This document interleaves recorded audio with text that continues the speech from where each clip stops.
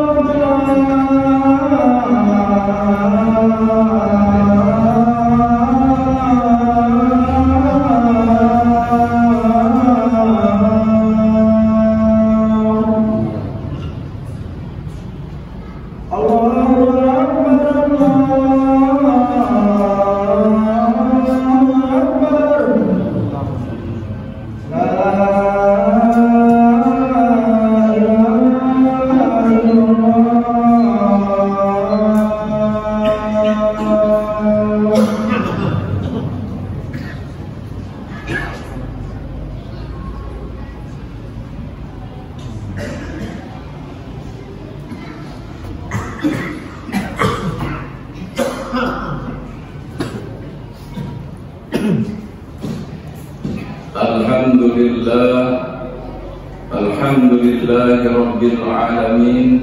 Nahmaduhu wa nasta'inuhu wa nastaghfiruh wa natubu ilaih wa na'udzu billahi min syururi anfusina wa sayyiati a'malina. May yahdihillahu fala mudilla lahu wa man yudlilhu fala hadiya lahu.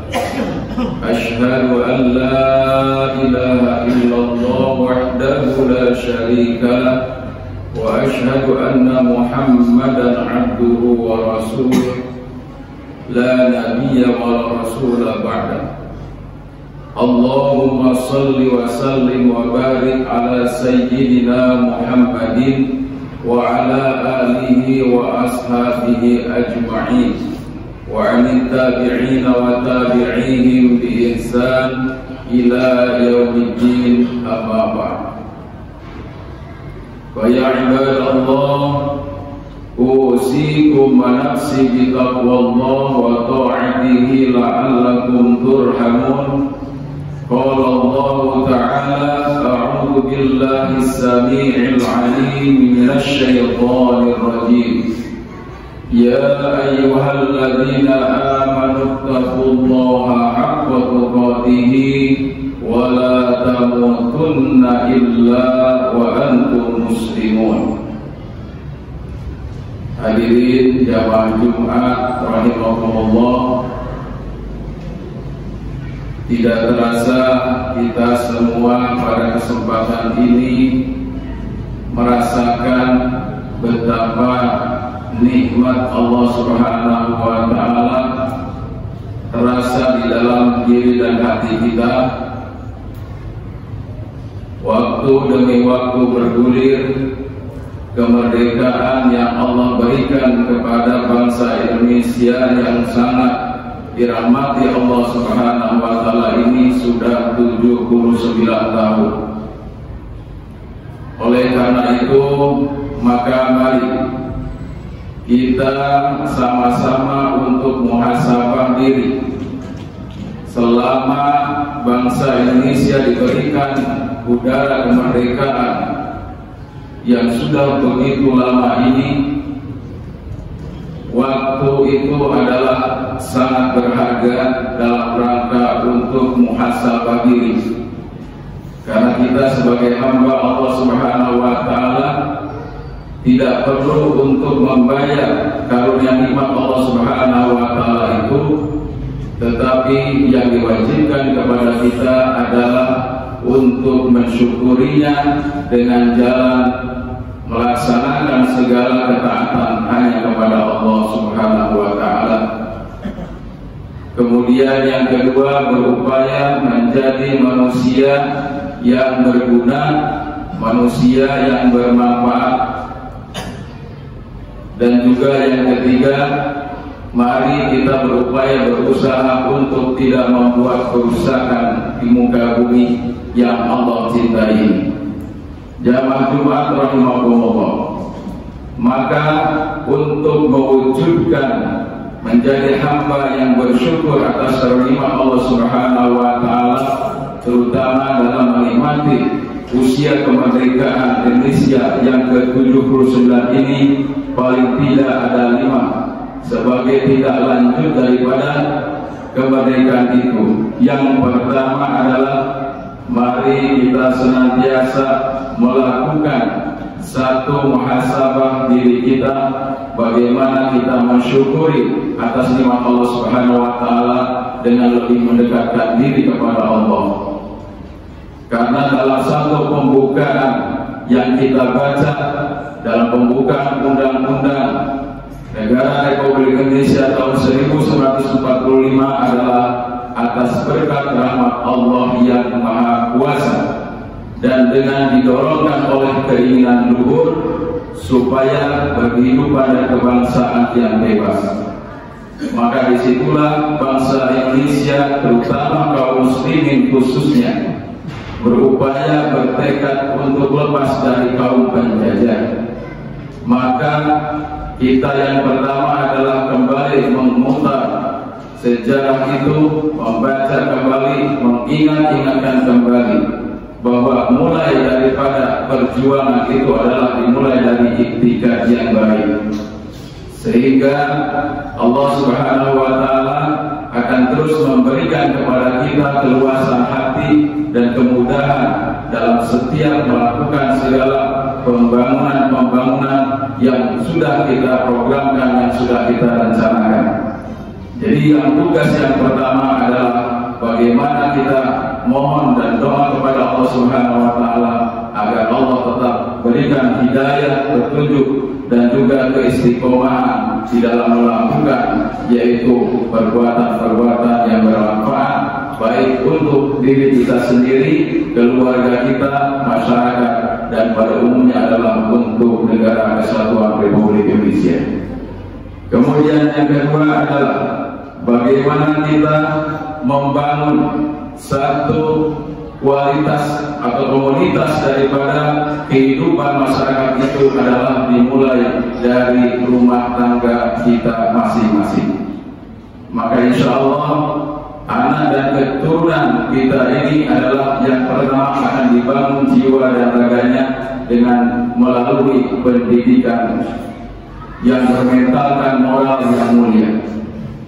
Saat ini bahwa bangsa Indonesia adalah mengalami degradasi moral, di mana kebanyakan anak keturunan saat sekarang ini tidak mengerti bagaimana sejarahnya Indonesia dahulu ketika bangsa Indonesia itu berada dalam kungkungan kaum kolonial penjajah 350 tahun bangsa Indonesia dalam keadaan dijajah, maka keadaan ini tidak mengenakan. Keadaan ini amat sangat menyulitkan, sangat menyusahkan bagi bangsa Indonesia untuk berkembang, apalagi untuk maju. Maka dari semuanya, baik urusan ibadahnya, urusan ekonominya, dan lain sebagainya, itu tidak akan pernah berkembang apalagi maju. Maka insya Allah dimulai dari keluarga kita, anak-anak kita dibesarkan, yaitu dengan cara diberikan pendidikan yang berkualitas. Kemudian juga kita sebagai orang tua tentu bukan hanya sekedar memberikan secara finansialnya ataupun barangkali membiayainya, tapi yang lebih utama adalah bagaimana Rasulullah SAW menggambarkan bahwa beliau adalah merupakan contoh suri tauladan bagi keluarganya, para sahabatnya, dan juga umat. Maka insya Allah kalau masing-masing para pendidik juga memberikan contoh suri tauladan, orang-orang tua juga di rumah memberikan contoh suri tauladan kepada generasi mudanya, kepada keturunan anak cucu kita, mereka diberikan ya satu pencerahan bahwa 1145 dulu adalah merupakan tolak ukur atau awal daripada kemerdekaan itu. Maka insya Allah kalau itu sejarah kembali dibuka, disampaikan kepada anak keturunan kita itu, insya Allah mereka di dalam menapaki pendidikannya, mereka insya Allah akan bersungguh-sungguh. Tetapi itu pun tidak sedikit tantangan dan juga kendala-kendala dalam pendidikan saat ini. Bersinergi juga dengan berbagai macam kecanggihan teknologi yang sudah luar biasa pada kesempatan ini, sehingga di mana-mana pada kesempatan ini tidak ada satupun dari rumah yang tidak memiliki medsos. Sedangkan medsos itu sendiri kalau kita lihat, kalau itu tidak bisa kita gunakan dengan sebaik-baiknya, hanya anak itu menggunakannya untuk sekedar hiburan, maka ini akan mengganggu dalam rangka untuk pendidikan yang berkualitas. Jamaah Jumat rahimahumullah, maka ini adalah merupakan satu tanggung jawab yang utama bagi kedua orang tuanya khususnya, dan juga lembaga-lembaga pendidikan dalam rangka untuk bisa memberikan satu pencerahan kepada yaitu para peserta didik, baik itu dari tingkat SD, SMP, SMA, bahkan sampai perguruan tinggi. Inilah yang senantiasa mari kita berikan suatu pencerahan-pencerahan bagaimana menggunakan kecanggihan teknologi itu dalam rangka untuk mengupgrade diri, bukan hanya untuk sekedar euforia atau hiburan semata. Jamaah rahimahumullah. Kemudian yang ketiga adalah tanggung jawab kita dalam rangka untuk melanjutkan satu kemerdekaan yang sudah diberikan begitu lama, adalah yaitu memaksimalkan fungsi daripada masjid kita. Masjid-masjid yang ada di sekitar kehidupan kita ini adalah itu dulu pertama kali semangat perjuangan itu akan dimulai. Maka saat sekarang ini pun bukan sesuatu hal yang ketinggalan, bahwa masjid sebagaimana difungsikan dulu ketika Rasulullah SAW membangun Madinah Munawwarah, yaitu negara pertama kali yang dibangun oleh Rasulullah SAW di Madinah, maka itu adalah bermula dari masjid. Maka masjid ini adalah merupakan fungsi untuk membangun generasi muda kaum muslimin khususnya, dalam rangka juga bagaimana mereka untuk tidak melupakan daripada sejarah kemerdekaan ini dengan perjuangannya, baik itu harta, kemudian pikiran, bahkan sampai kepada jiwa. Ini juga harus bermuara dari fungsi masjid. Kemudian juga fungsi masjid juga adalah dalam rangka untuk betul-betul menjadi satu lembaga ataupun wadah untuk mempersatukan berbagai macam elemen di dalam masyarakat, semua tokoh.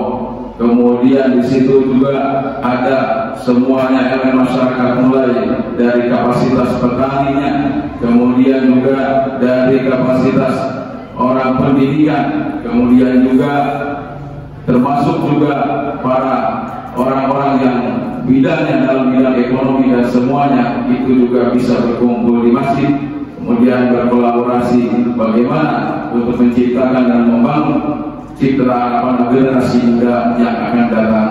Karena apa? Karena generasi yang akan datang itu adalah ditentukan hari ini oleh generasi tua. Jamaah Jumat rahimakumullah. Selanjutnya adalah dalam rangka untuk tanggung jawab kita tidak lanjut daripada kemerdekaan kita ini adalah melibatkan kita dalam satu kerja dakwah.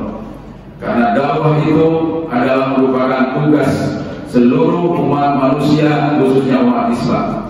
Bahwa kita adalah sebagai warasatul anbiya, kita adalah sebagai pewaris para nabi. Tujuan kita adalah diciptakan oleh Allah Subhanahu wa taala adalah untuk menjadi manusia penerus para nabi, para rasul. Kuntum khairu ummatin ukhrijat linnas ta'muruna bil ma'ruf wa tanhauna 'anil munkar. Kapasitas kita mengajak atau berdakwah kepada kebajikan, fastabiqul khairat, adalah sesuai dengan kapasitas kita masing-masing. Barangkali kalau seorang mendakwah langsung itu juga bisa juga dari dorongan guru, bisa juga dari kalangan misalnya para petani dan seterusnya. Itu juga dakwah itu bisa dilakukan secara individu ataupun secara kelompok. Yang penting dalam hal ini adalah mengajak kebaikan itu dengan secara ilham, itu adalah lebih utama dan lebih afdal, yaitu secara aplikatif. Dakwah dalam hal ini bukan hanya sekedar di mimbar atau di majelis taklim, tapi di mana saja mengajak dan mengingatkan satu kebaikan-kebaikan dan juga mencegah dari kemungkaran-kemungkaran ini adalah bisa dilakukan baik secara individu ataupun secara kelompok. Jamaah Jumat yang berbahagia, dan yang terakhir adalah mari kita tinggikan kualitas solidaritas kita ya, dalam rangka untuk memperhatikan bagaimana kondisi keadaan saudara-saudara kita yang di luar negara kita Indonesia khususnya barangkali, ataupun yang juga di dalam. Barangkali ada saudara-saudara kita yang lemah secara ekonomi. Kita perhatikan di penghujung-penghujung daerah ataupun desa-desa di sana, masih di sana ada yaitu program-program daripada kristenisasi di sana. Maka barangkali dakwah itu juga harus sampai di sana. Kenapa? Karena bisa jadi mereka diberikan tantangan, diberikan cobaan oleh Allah Subhanahu wa taala dalam bidang ekonomi. Sehingga ada pepatah suatu hadis mengatakan kadal fakru ayyakuna kufron, bahwa kefakiran itu adalah akan hampir-hampir menjadi masuk kepada kekafiran. Maka insya Allah masing-masing kita adalah bertanggung jawab di sana. Dan adapun barangkali untuk aplikasinya adalah berbagai macam cara ya. Ada yang secara barangkali itu tadi secara dakwah, yaitu dari rumah ke rumah, ataupun barangkali tadi melalui satu lembaga, yaitu lembaga yang sudah resmi, yang sudah ditunjuk oleh pemerintah di negara kita Republik Indonesia. Jamaah rahimahullah, itu 4 tugas dan tanggung jawab. 5 tugas dan tanggung jawab kita sebagai warga negara Indonesia yang sudah Allah berikan 79 tahun kemerdekaan ini. Mudah-mudahan Allah memberikan kekuatan, keimanan kepada kita dan juga kemanfaatan dalam rangka mengisi kemerdekaan yang kita sama-sama terus kita mohon kepada Allah untuk diberikan kepada negara Republik Indonesia. Barakallahu li wa lakum fil Qur'anil karim wa nafa'ani wa iyyakum bima fihi minal ayati wa dzikril hakim. Wa taqabbalallahu minna wa minkum tilawatahu innahu huwal ghafurur rahim.